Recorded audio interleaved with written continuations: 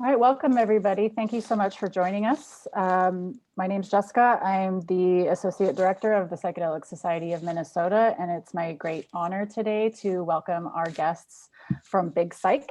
They're a local organization focused on psychedelics for the everyday person. So they're gonna give their presentation and we're gonna have a question and answer session at the end. So if you do have some questions that you'd like them to answer, go ahead and put that in the chat. And I'll be moderating the chat as they go through the presentation, and then we'll open it up to Q&A at the end. And just so that everyone knows, we are recording this. So if you have any issues with potentially having your face or your name on the recording, you can go ahead and select the participants window at the bottom of the menu, and you can manually change your name, and then you can turn your video off as well. And so we will go ahead and get started, and I'd like to welcome Big Psych. Hey everybody, we're super excited to be here. Thank you, Jessica, and the rest of PSMN for this opportunity. My name is Jade, and I graduated from the University of Minnesota with a bachelor's in psychology and a double minor in sustainability studies and Afro studies. And I have been experimenting with psychedelics for about 7 years now. Hey, what's up, y'all? My name is Stieg. I've been a cultivator of mushrooms in both home and professional settings for about 3-ish years now. I've also been experimenting with psychedelics for about 9. Yeah, so today we're going to move away from the more clinical approach to psychedelic conversations and evolve into a more relatable conversation for the everyday person. Though clinical conversations are very important, we just want to dilute the oversaturation of this approach and just balance it out with some other perspectives and conceptions of psychedelia. Yeah, currently we see the mainstream aura around psychedelia trending towards kind of an academic hierarchy that shifts accessibility, credibility, and resources to a subset elite. This talk is intended to kind of circle back to the everyday person as a valid explorer with the capacity to experience, reflect, heal, and contribute. Yeah, and the goal is not to bash or invalidate the academic approach, but just to recognize the opportunity we currently have with psychedelics. As a society, we're in the process of integrating and normalizing substances in society, and we just want it done right. So like with the cannabis industry now, we are kind of getting a good glimpse of what this process of integration can look like and what it is lacking.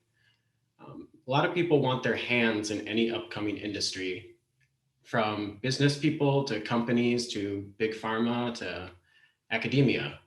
The average person is the least likely to benefit or have an input on how these new concepts operate in society. People with a genuine passion or need for these substances, and really the ones that brought it to the table to begin with. And it shouldn't just be the academics who have a say, and it shouldn't just be the pharmaceutical companies who have a say. We as people are all involved in this collective conscious space and should have a say in how something is integrated into our community. Let's not rush this process of integration, but truly just feel it out and marinate in it and figure out what we're looking to gain. Because really, these are really big systemic changes to how our minds operate, to how we interact with each other and connect. So let's really try and make sure we hear from a diverse background of experiences and collectively come to a consensus on how this can work.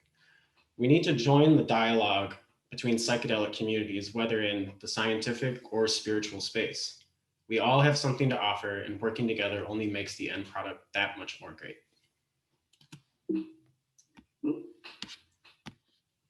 Okay, so here's our agenda for the day. We're going to start out with some personal stories of ours just involving psychedelics to practice vulnerable conversations. And then we're going to share our mission, goals, and what to expect from Big Psych down the line.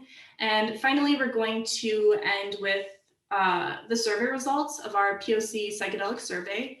And then we're going to have some time for questions at the end. So I'm going to begin by just recognizing how important it is to normalize healthy drug stories that don't lead to addiction or death or other stereotypes. Realistic transparency is what we should be striving for as a society. We want to introduce our organization by introducing how the people behind it became so enthralled with the psychedelic world.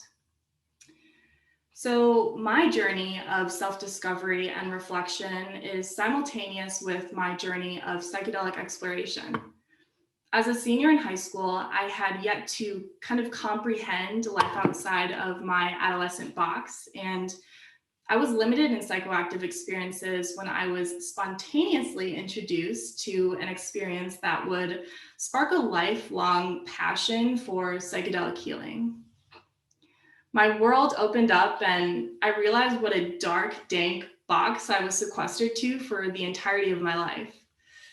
And now for some people, this might have looked like a novice act of adolescent rebellion, but I knew that it was the supernatural spark I'd always been searching for, and I intended to harness and evolve with it. I was using my senior time to focus on myself and exploring my internal being.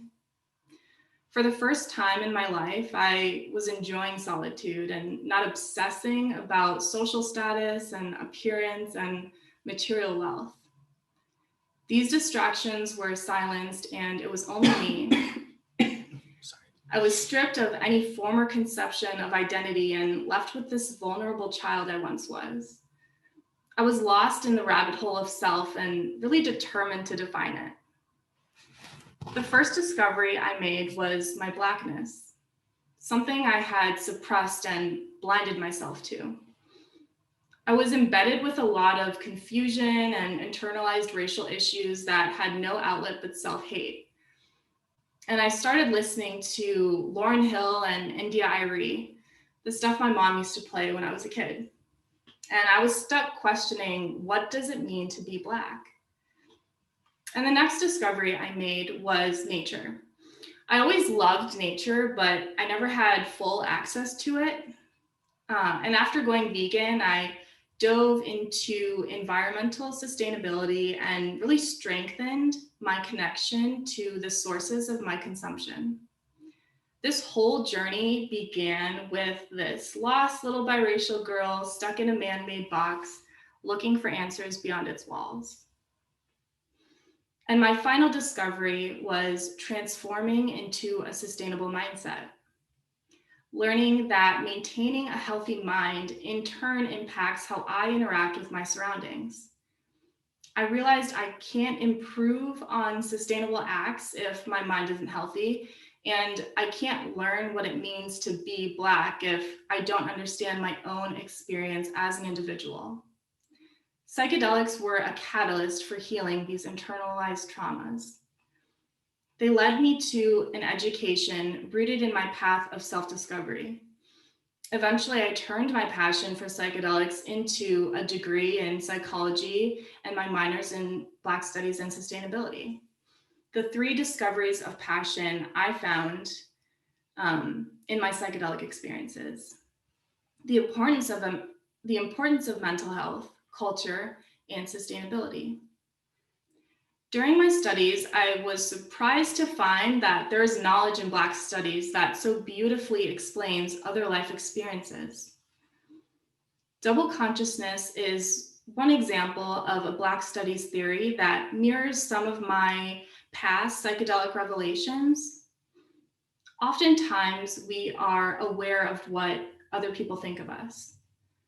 There is this external shell or facade that other people see, react, and respond to.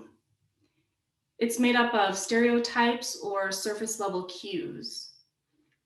We're highly conscious of this external self and sometimes even confuse it with our real internal selves. Psychedelics have helped me to better align this internal and external self, so I'm not trying to keep up with these two separate energies. I can just make one harmonious, thriving being I call myself. This leads me to another finding in Black feminist theorem, intersectionality. When I was educated on intersectionality, coined by Kimberly Crenshaw, but theorized by many Black women throughout history, it all began to make sense. I am this complex individual made up of layer upon layer of identity. I'm a woman.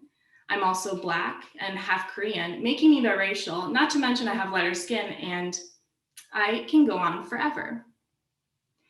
My psychedelic analytical tendencies could not keep its brain power off this reflection of simultaneous Black biracial womanhood. The complexity of character and physical representation deconstructs in my personal psychedelic state.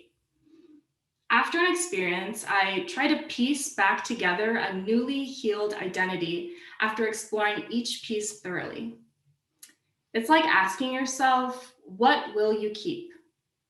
What do you truly need and why? The concept of intersectionality helped my process of rebuilding the self. I began to appreciate my layers of complexity, and I recognized that I am no simple being, but an ever-evolving life force. Looking back, this journey would have gone so much smoother if I had resources, knowledge, or a community. I had to figure this stuff out by myself. And this is why psychedelic education is so important. Not everyone can integrate these experiences, even though they might prefer it. Providing opportunity to do both is so necessary. We need opportunities to exercise our independence, especially when it comes to sustainable lifestyle choices. You can't always have someone there as a guide. Reinstating confidence in your choice is sustainable.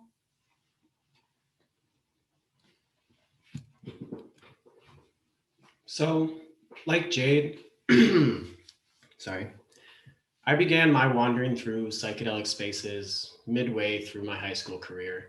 Not too long after my mom came out and my parents' subsequent divorce. I never really knew about psychedelics as a means of healing before I tried them, but at the peak of my depression and social isolation, those first few journeys really began to change my worldview into something more positive. And it kind of made me wonder if more people felt this way and were using it this way. From there on, I was more or less obsessed and read anything and everything I could find on psychedelics. I took this information and delved deep and experimented with a variety of doses and substances. Slowly, over time, I developed a system that worked for me. Whilst developing my practice, I was able to physically and emotionally confront myself and force myself to reckon with the barriers and walls I had created both physically and mentally to protect myself from my feelings, something psychedelics showed me in a language I could understand. Then I was able to begin the second part of my journey and begin to dismantle these blocks and allow myself to really feel and accept my life at that point and move forward. Psychedelics work for me because they have always allowed me to confront, experience, and understand internal discomfort in comfort. Psychedelics have also impacted my life well beyond the healing and fun they've helped me achieve. And I guess kind of in a way, these other impacts are more or less a parallel path of self-improvement started by my use. Use of mushrooms has always been my end-all be-all ride or die. And this use evolved into a self-driven education in the vast world of fungi, from cultivation of medicinal and gourmet varieties, both commercially and independently, to foraging wild edibles and medicinals. Fungi have truly become a pillar in my lifestyle and completely changed my path in life, one that puts my needs and happiness first. From my lens of psychedelia and history of cultivation, I notice trends in psychedelic conversations that are somewhat parallel to other more normal trends in society. We tend to talk a lot about good produce and foods, but not so much the huge communities and networks of people that propagate and distribute these products for us to enjoy. Yes, this is changing in regards to food, but it also needs to change in psychedelic conversations. We are currently focused on the end user, the consumer and the practitioner, and fighting for their right and freedom. But why are we leaving cultivators, producers, and distributors out of this conversation?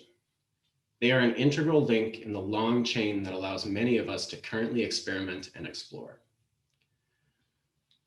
Leaving them out of the conversation not only furthers social stigmas surrounding professionals working in these taboo careers, but it shuts the door on a large part of our community and leaves the door wide open for corporations and big pharma to seize the right and power to produce and distribute, which breaks the ties of psychedelics and sustainability. I am happy to see more decriminalization efforts include producers and distributors, but we need to continue the conversation and not only decriminalize personal lifestyles, but also professional lifestyles in this psychedelic space. As for some, the cultivation, production, or distribution of psychedelics is interwoven and integral to their use and experiences with psychedelics, and can play a huge role in a person's ability to heal. I would also like to touch a bit on the issue of elitism I see in psychedelic conversations, be it holding some drugs or psychedelics in higher regard to others, or some people's experiences as more worthy. I believe this trend shuts down conversations that could be had with some members of our community. Everyone's psychedelic journey and manner of healing is different. Substance of choice, methods or practices, and semantics of their experience can all contribute to the greater collective knowledge of psychedelia.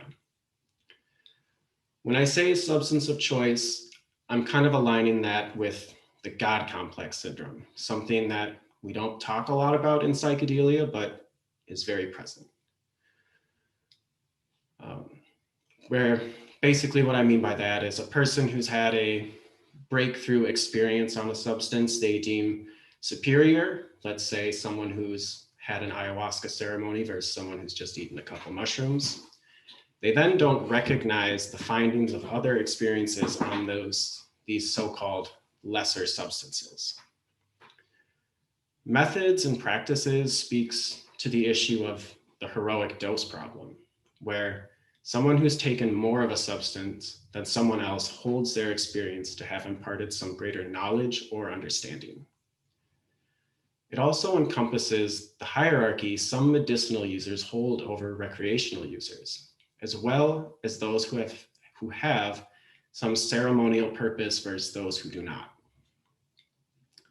Semantics of the experience touches a lot on the hierarchy of language present in psychedelic culture. Some may call it philosophy versus stoner talk or scientific versus spiritual language. Each group has validity and can explain things the other cannot. Through a careful combination of these languages, we can all communicate better. These questions may not be something I thought about when starting my journey into psychedelics as a white boy, but as I've developed and learned more about this culture, I've noticed more discrepancies and issues. Many from learning of Jade's perspective and understanding her reality, others coming from myself and my passion for fungi and the non-representation in the community I am in. Okay, so for our mission, Big Psych has always had a mission to break down barriers so every voice can be heard at the psychedelic table. As young enthusiasts, we discovered that our perspective and experiences were consistently disregarded as degenerate ideology. And it wasn't until recent scientific validation of psychedelics themselves that our voices were recognized. We began to see a shift in our own communities, not only due to our own personal efforts, but due to the flood of mainstream psychedelic media and research. Although we were excited to see our passion shared to a broader audience, we quickly realized the overabundance of academics in this public psychedelic space. And for someone like me, whose psychedelic experience incorporates racial identity, I felt an immediate disconnect with the community that I thought I belonged to. We really want to have Big Psych represent the everyday person in the psychedelic community. By cultivating inclusive spaces and providing creative outlets, we intend to advocate for psychedelics through the voices of our community. Think of us as the middle person working to get everyday psychedelic voices heard. When I think about it, like I've gone to conferences out in New York and California, and it's all these academics talking, and then you get questions at the end, but that's all you're allowed to do. We think the community, well, we know the community has a lot more to say than just asking questions. And this also maintains a hierarchy and power dynamic as the people ask the academics for answers. And like Steve said, we know that our community has a wealth of untapped knowledge and valuable experiences to contribute to the collective.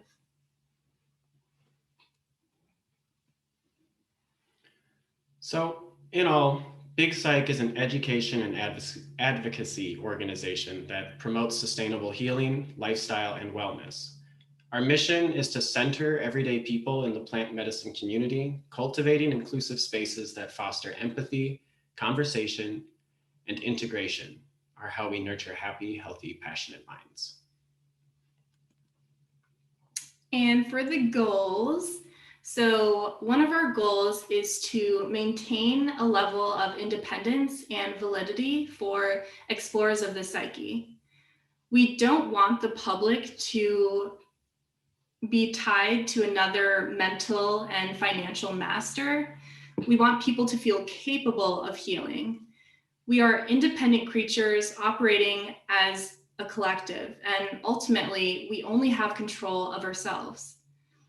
Our own actions impact the group, which is why starting from within and healing the self is a revolutionary act of peace.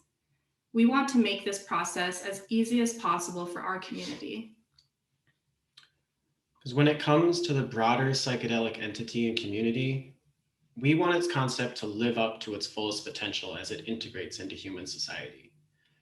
There is a natural tendency for control and privatization, and we want this to be different and set a new example on how to collectively integrate a concept into society with inclusive, diverse grace. With well thought out intention and a thoroughly evaluated plan for positive impact, we are in an exciting time. Psychedelics are exciting, drugs are exciting, and this sheer moment of acceptance is an opportunity for all the enthusiasts out there. It is truly a spectacular moment in history, but we shouldn't rush for the sake of getting it done. So what we see happening with cannabis is how difficult it is for communities that were disproportionately impacted by stop and search or incarceration. They now do not have access to partake in the newly widely accepted industry of cannabis. They now continue to be incarcerated for petty drug laws, while wealthy corporations and pharma companies have their pockets full, reaping the benefits and control of an integrated cannabis concept. This is something we should be learning from. Now, what to expect from Big Psych. So first we have ventilation. And this is a virtual peer support program meant to provide customized support for our community. We currently have 3 people as peer support volunteers, but we are open for more opportunities. And this is reflected in our intake form, if you want to take a look.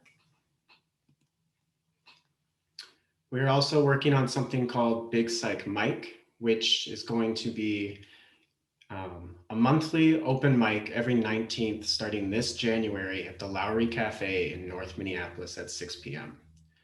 This is a free event, light food and refreshments provided as we open the stage for our community of everyday people to share their experiences, ask questions, and normalize psychedelic conversations through all forms of expression and media.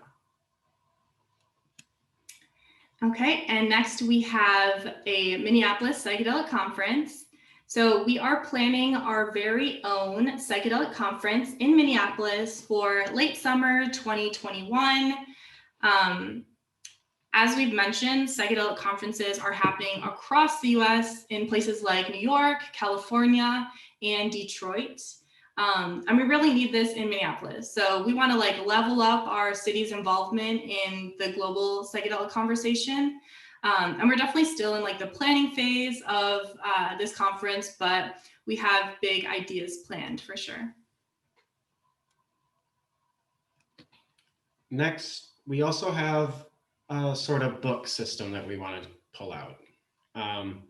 The series is going to be intended to be a platform for the everyday person to share a record of their experiences. Context is a priority with transparency as a tool for learning. So think of it as a trip encyclopedia for various practices. Details like dose, substance, and practice will be identified for the reader to cater to their needs without guesstimating these details. Okay, and finally we have surveys. So we definitely want to create more surveys for our community that dive into psychedelic culture, psychedelic social justice issues, and just fun, interesting stuff. So for example, gauging trip setting comfort, identifying support needs for independent explorers, and exploring the unwanted substance and drug testing gap, because as we've found, though people don't want certain substances they're not expecting, they still don't test their drugs chemically. So we just kind of want to explore why that is, and yeah.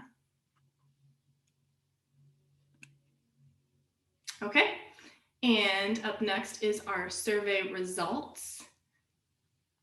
So we're going to be sharing some highlights from our POC psychedelic survey because there's a couple of them that we conducted. We definitely learned a lot through this process and through facilitating these surveys. And the first one is incentive. We realized people are not likely to sit down and take a 50-question in-depth answer survey unless there's some sort of incentive or deep-rooted passion for the topic. And then the other one is our approach to inclusion and diversity. So although we want to prioritize inclusivity in these conversations, we don't want to separate the conversation from the entirety of the community. So instead, we can embody this through action. So the type of questions we're asking, the ways in which we outreach for projects, and how we reflect on and share the data. Rather than seeking answers solely from communities of color, we can be more conscious of our questioning, to include a diverse background of experiences.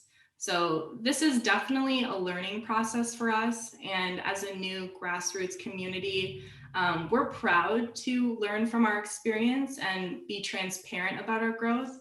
And we can only learn as we move forward.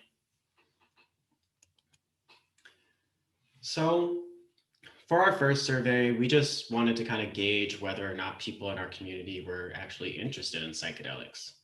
We had 35 respondents ranging from 18 to 51, and this survey asked a series of the same questions for a variety of psychedelic substances.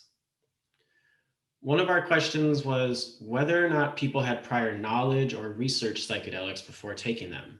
And we did notice some areas in need of refinement, such as the wording of the questions. Instead of broad prior research terminology, we should have phrased it as type of research. Otherwise, it was kind of difficult to discern what we define as basic research, such as dosing, general effects, and how to take it, from more extensive research like history, harm reduction, negative effects, how to avoid those.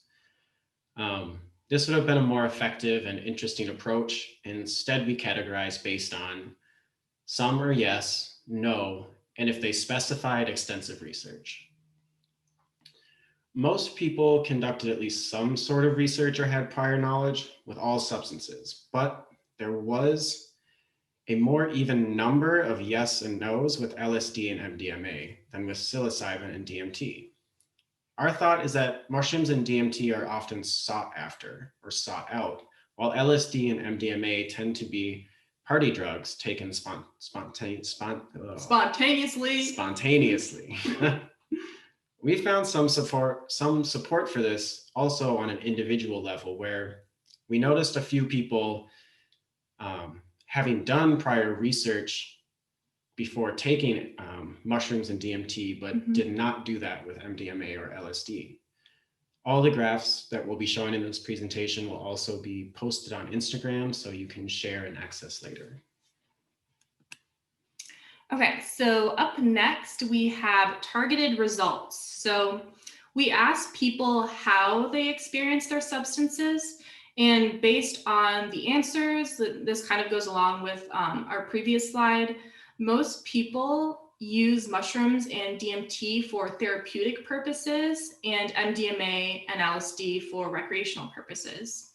And they defined therapeutic purposes as emotional release, breakthroughs, finding the next step in life, mental blockage, resolving relationship issues, anxiety, self-reflection, realignment with the self, depression, setting intention, and addressing addiction, while recreation was defined as camping, outdoor activity, and like social or communal gatherings.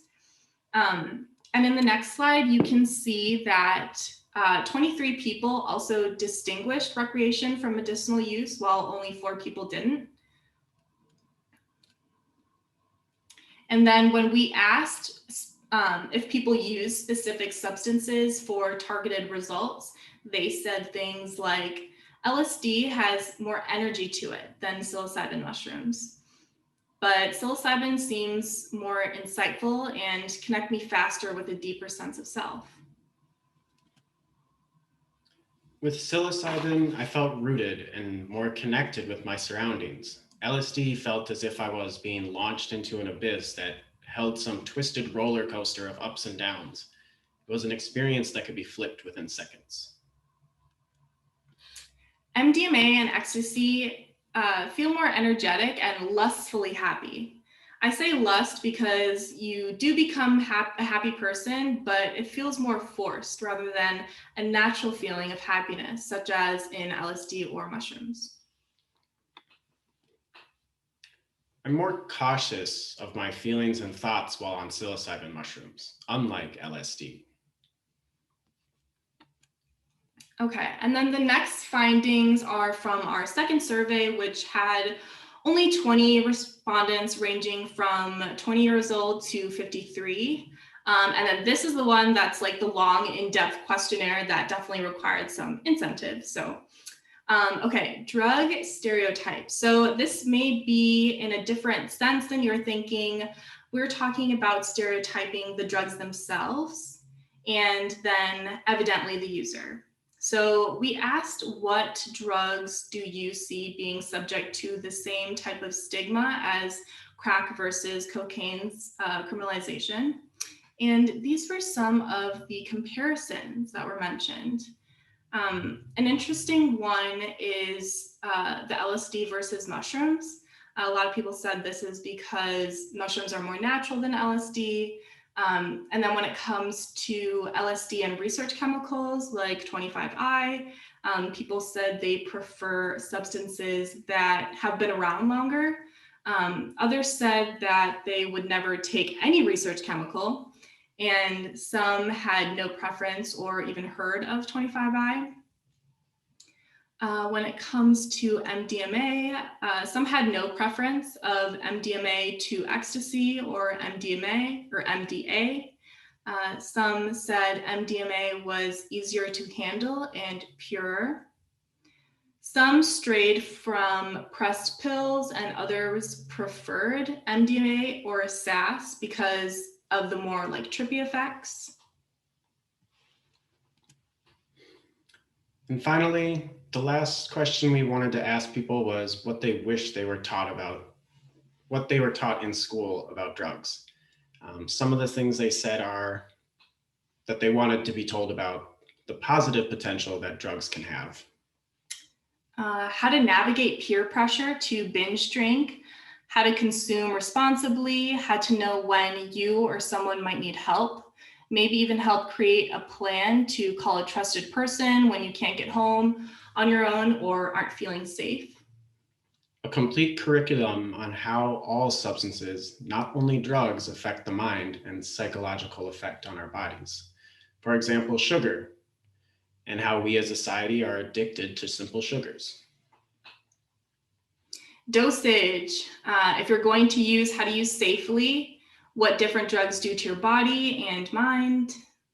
Multiple perspectives and opportunity for open question and answer for young folks. A curriculum developed by a generational, racial, ethnic, diverse team. That there is no such thing as bad drugs. That what's bad is what we choose to do with it. Perhaps a harm reduction-based approach. I wish they taught us about recovery more and how to help others through it. They don't want to just be told they're bad. The benefits of such drugs, the medicinal purposes some provide.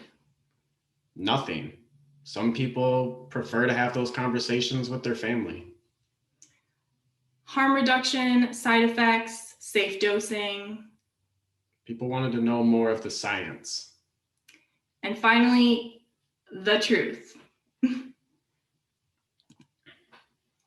Okay, so that's all we have. Thank you guys so much for your time. We hope you enjoyed, and the last portion is just for questions. Great. Thank you so much for sharing the results of your survey and talking about your organization and both of your experiences and being vulnerable and sharing kind of your perspective. So if anybody wants to ask a question, go ahead and put that question in the chat. I'll go ahead and get it started. Given that you kind of started off talking about psychedelic science and kind of the predominant academic experience and the psychedelic community, I wonder if you have some thoughts about deconstructing psychedelic science that can make it more accessible to the everyday person. I think creating more platforms for the everyday person to speak is really important. One thing that we're trying to do with the Big Psych mic is to kind of create that platform and get more voices heard. As we talked about before, there is like obviously limited time for people to ask questions when they go to these larger conventions. So just having more localized opportunity for people to talk and have these conversations and really immerse themselves into the community, I think would be super helpful. Great, thank you. All right, so we have a question from the audience. Cody is asking, how did you both meet and what led you each to decide to host this event? Yeah. We met in high school, probably in, what was it, senior year? Senior year. We're high school sweethearts. Yeah. So we met in high school in Asian studies, and Stieg texted me and he said, heard you were looking to do some shrooms. And so our first date, we had never talked before, never met, never hung out in person. Our first date was going to Stieg's house and doing mushrooms together in high school. And it was incredibly awkward. You know, we wanted to like strip ourselves bare. We knew that each other were interested in mushrooms and like psychedelics and stuff. So we were like, let's cut all the bullshit and just, you know, strip ourselves raw and show each other who we are. And yeah, we were super close ever since then. And yeah. And Big Psych has always kind of been like a, you know, kind of in the back burner, just an idea that we've had. And we were finally in a position where we could actually maybe do something with it and try and voice our opinion. Yeah, the time just felt right after I was finished with school, and you know, we're like, okay, now let's start to get this thing going. Great, thanks. And then a follow-up question to that was, what encouragement could you provide for somebody who is interested in doing the same within their own personal and local circles? As far as taking psychedelics in their close personal circles, is that the question? I think so. Yeah, I think first and foremost, it's really important to make sure that you're comfortable with the people that you're, entering this space with. We've mentioned in previous videos that, if you're taking a certain dose, let's say 2 grams in a comfortable setting, super smooth. But if you're in an uncomfortable setting, it can take you to places that you don't want to be. And although challenging trips can be very beneficial and you work through them and you learn something from them, if that's not the state that you're intending to be in with this certain type of person or this specific group, it's just might not be ideal for you. So just making sure you're in a safe place. And I think the number one key is just always open, honest communication. Mhm. That's just talking things through is the best way to get through anything and the best way to learn and experience anything. So it all starts with that. Mhm. Great, thank you. All right, we have another question from Shauna. How can the average person new to this world experiment with psychedelics, in particular mushrooms and psilocybin? And is this something that can be discussed on this platform, more specifically how to access safe mushrooms and or being educated on usage? I just want to clarify, we have some kind of ground rules about kind of not talking about sourcing in the community, but if you can speak to some of the other aspects, that would be great. Yeah, I would say that there are avenues for educating yourself on. There's a lot of information. I guess it's hard. I don't know how to talk about it exactly without breaking those rules. Mhm. So I'm having a little bit of a hard time to circle back. Going online, I don't know if we can say things like independent cultivation. Yeah, independent cultivation, there are resources online for you to educate yourself and different types of forums. I know Steve's really into the forums and educating yourself through that way and kind of, yeah. Yeah, that would probably be the safest, easiest. Mm-hmm. Okay, great, thanks for navigating that. Let's see, so can you speak more on specific things your organization is currently doing and wants to do in the future? They heard the conference and the Psych Mic, but are more curious about the day-to-day and long-term goals. Yeah, we are a new organization. So our day-to-day is kind of just figuring out how to get these larger things done, like the book and the conference, and really planning out those details. Our focus has been more so establishing ourselves in the community. And right now, I think we're figuring out how to provide these services and provide these products for our community that reflect the everyday person and making that a realistic, attainable goal. So that's kind of like our day-to-day, talking about those things and figuring out how to make it a reality. Yeah, I think we're trying to kind of voice conversations that we think need to be had in the psychedelic community and putting that information out there for, people to be able to then take those conversations or feel more comfortable about having these conversations in their own community. Mm-hmm. And then also having these conversations with, people in our space, people in our environment, like close family members, people that might be seeking questions like how to, attain these substances for themselves, and sharing our experience is how we kind of like share that. Yeah.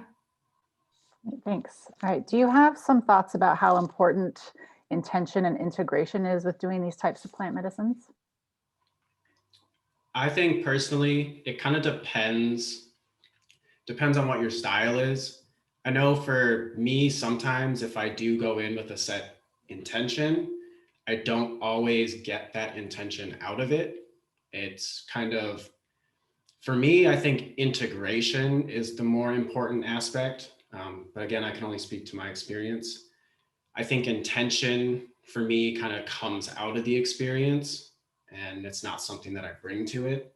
But the integration is something that's always going to be needed to be done because psychedelics just, it's not a cure, it gives you the tools to be able to, unpack it and adjust your lifestyle. Mm-hmm. And like the way we go about it is when we feel that urge or we're feeling that need of recentering or rebalancing, that's when we go to an experience, and we don't have an expectation on what we want to get out of it. We just know that this is the pull that we're feeling, and we let whatever needs to come, and we run with that and explore it and use that to integrate into our lives rather than like a specific intention. Great, thank you. Do you have any thoughts about dosage or ingestion techniques? I think dosage is, let's see, what do I really want to say about this? I think that dosage is, you should always start small, always start with less. You can always take more, you can't take less. You know, typically it's, I don't want to say like take high amounts or take low amounts. You kind of have to experiment with what's going to work for you. Mm-hmm. I think there is a lot of problems in the community surrounded around you need to take a lot to get these experiences, or you need to take a lot to, you know, get the real message, when I just don't think that that's the case. When it's subjective for every person. And as far as like methods of taking, I think tea is an excellent approach of taking mushrooms, I guess. We found that it's a lot easier on the stomach. It can often be a shorter duration, but a more intense experience.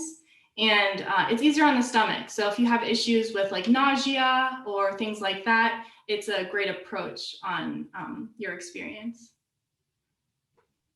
Awesome, thank you. So do you have some thoughts about how somebody could start facilitating and hosting educational events in their own community? So we have someone who's in Denver, Colorado, and trying to get connected and plugged in about that kind of community, and some pointers about how to do that in their own community.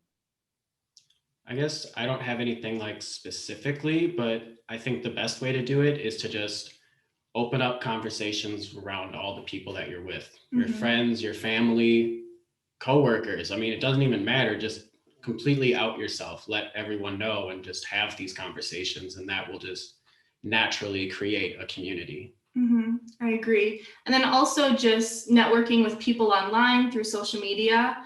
There's a larger presence of people there, and just you know, commenting on people's things, following a lot of different accounts and platforms that are interested in the same things that you are, and you can learn a lot from these people, and you can network and ask questions, and people are very open to, you know, sharing their experience and how they've got to where they are and things like that. So thank you. So you had mentioned doing these open mics at the Lowry Cafe. When is that going to start happening? We are planning to start it this coming January. It'll be every 19th of the month, around 6 p.m. We wanted to do it on the 19th just so the day of the week every month changes to allow more accessibility for everyone. But yeah, this January. Yeah, and we'll be doing more promotional stuff about that. The first couple open mics are going to have people are going to sign up before the event, but after that, it's just going to be first come, first serve.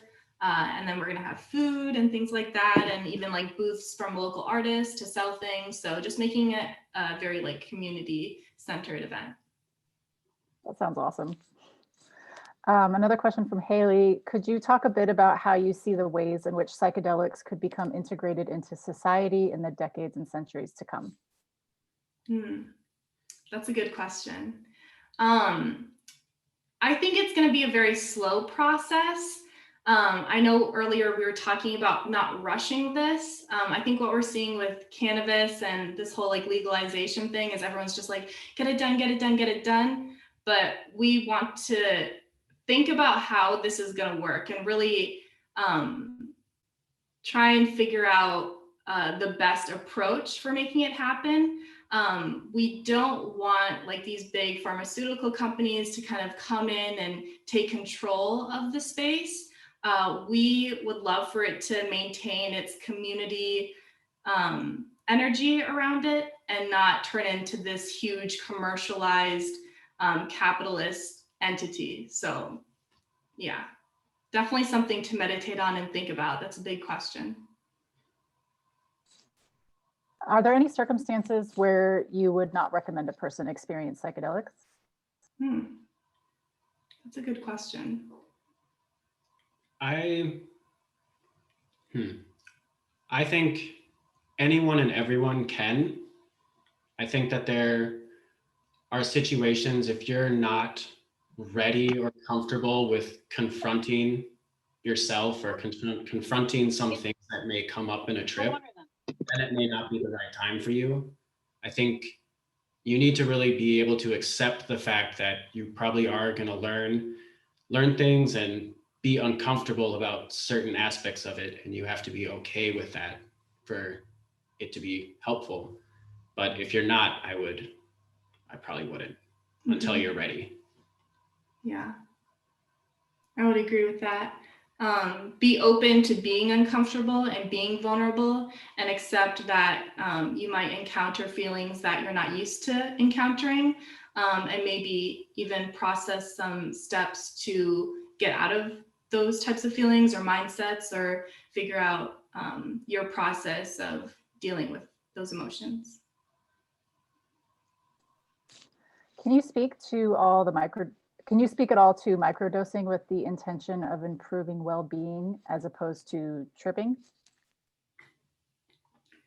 Microdosing is definitely something that we're less familiar with. That's not how we personally practice. So when we first heard of it, we were like, what? Like, what's the point of that? But I have encountered experiences that were on a smaller dose, and I did get it. I understood it. And I think that it just depends on the person. And I personally do better with larger experiences. I can hold on to them for a longer time.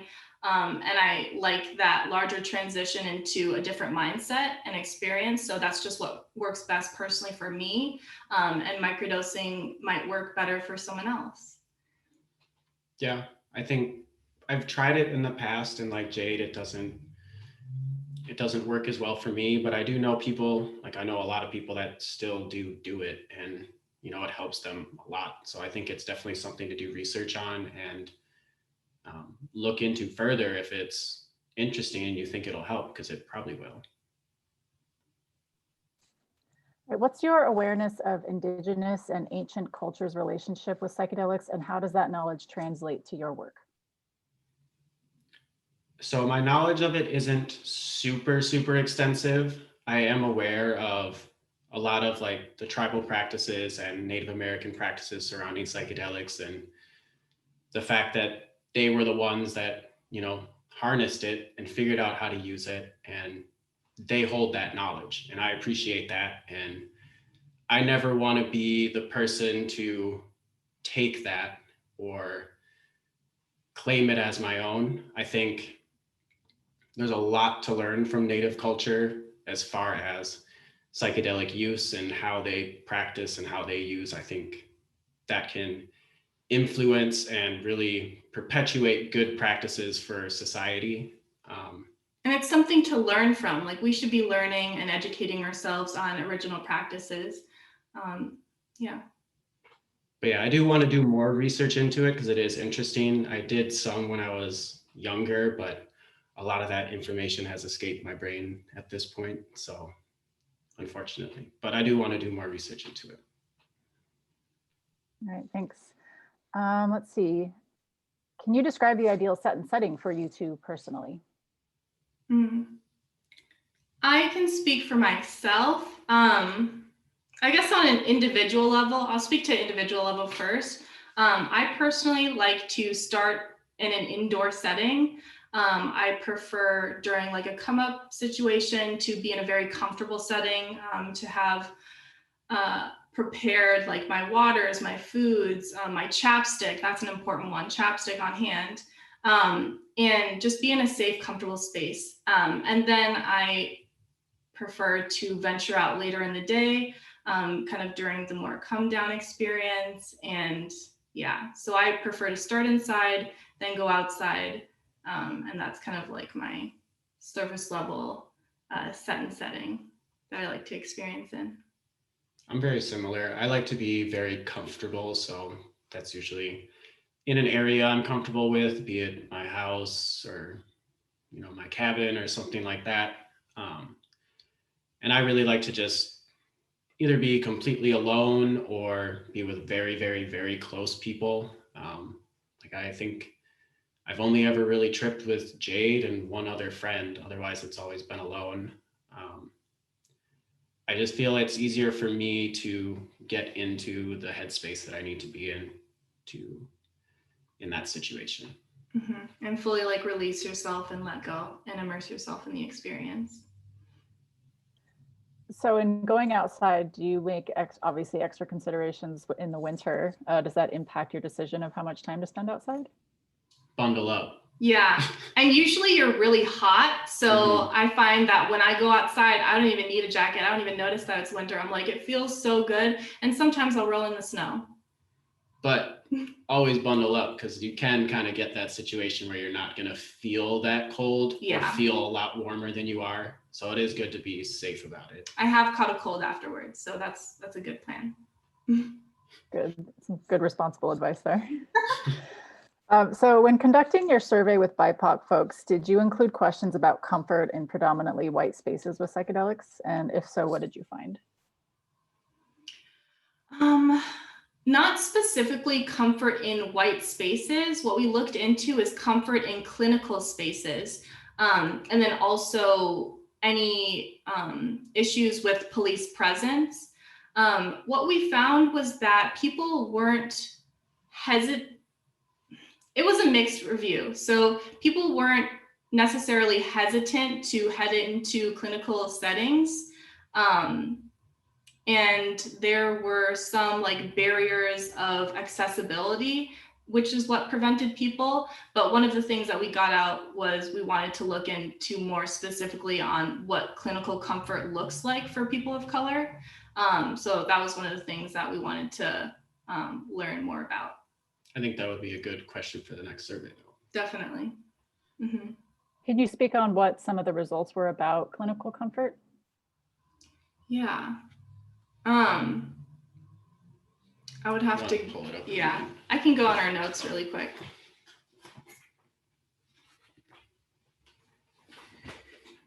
In the meantime, do you have like a mailing list that people can sign up for and get updates from y'all? Yeah. Do we have that? We're working on a mailing list. We have a list of people that like signed up for the surveys to hear more about that. But for now, they can email bigpsych2018@gmail.com. And then we're going to add that to our email list. And they can just say that they want to sign up. And then we'll give them a heads up on future events and upcoming surveys and things like that. And then along the lines of your survey, you had mentioned, people wanting incentives. What kind of incentives were people wanting?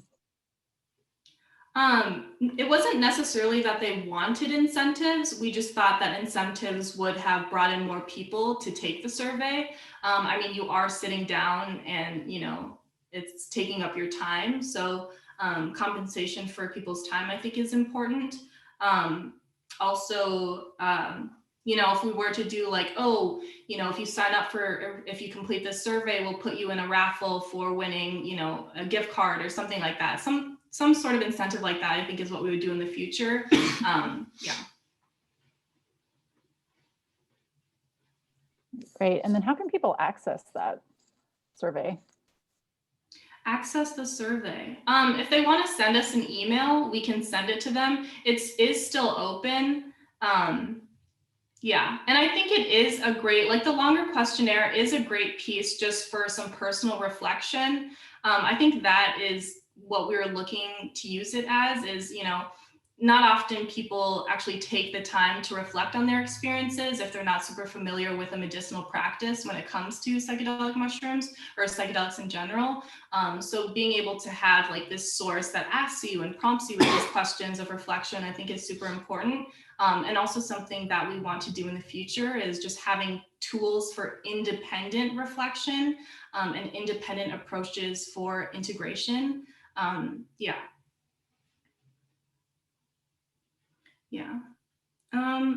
If this person wants to email us, we can kind of share the results of that one question. I think it's going to be too complicated to look that up right now, but yeah. Yeah, no worries. So one final question I have, let's see. Yeah, so you had mentioned this support network, the community support network, and that potentially other people could get involved. So how can people access that intake form for community support, either to receive or to offer? Yeah, so if you go to my Instagram, that's kind of like our little website right now. We don't have an actual website set up, but that's what we're using for all of our outreach and information on events and things like the peer support. So I will be doing more promotion about that ventilation piece, and there is a forum for people to either get the peer support help or become a peer support volunteer. And if you go into my Instagram, there should be a link there, or you can send us an email and I'll send it directly to you. But in that same forum, there is an option for both. So if you're interested, I can definitely send that to you if you want to send us an email. Great, thanks. And I'll do one last question and then we'll wrap things up. So in your visits to other states that have legalized or decriminalized or in the process of doing so, what can you share about their cultural readiness, acceptance as compared to the Twin Cities? Horizons. Yeah. I mean, Horizons was amazing. That is the one that is in New York. It was at Cooper Union, Horizons, Perspectives on Psychedelics. I believe it is the longest running psychedelic conference that we have in the US. And I mean, they've got it locked down. They incorporate, social issues, culture, integrative practices, the financial side, integrating it that way. They've got a very well-rounded approach to talking about psychedelics, and it's very advanced and progressive as compared to us going to LAPS, LA Psychedelic Science Symposium at Berkeley, California.